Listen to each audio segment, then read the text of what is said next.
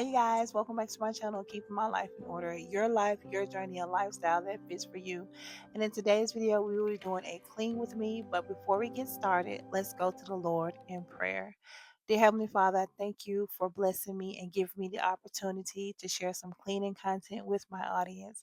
Lord, I pray for them, Lord. I pray that you continue to protect them, provide for them, and that they may be in good health. And Lord, whatever they need, Lord God, just let them know that they can depend on you and that you will take care of them because you truly keep your promises, Lord God. I pray that this video inspires them, encourage them, and give them whatever it is that they may be lacking, Lord God. And again, Lord, I thank you for keeping my life in order. And in Jesus' name we do pray. Amen.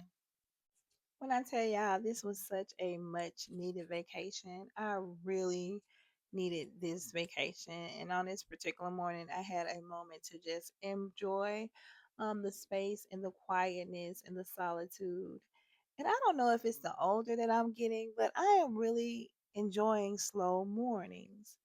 I like taking my time to get ready, to wake up, to stretch, to just spend some time with the Lord, to read, to listen to my affirmation music, to listen to my spiritual music, to just do all the things to get my day and my mind going, but at a slow pace and not being so hurried. And the one thing that I am learning is to be extremely, extremely grateful for everything, from being able to hear, from being able to feel, to being able to know that God provides for me financially, to think about how successful I'm going to make my day. And I have been reading the book of Proverbs, and one of the scriptures that has really been sitting on my heart is Proverbs 10 and 26 says, "The blessing of the Lord makes a person rich, and he adds no sorrow with it."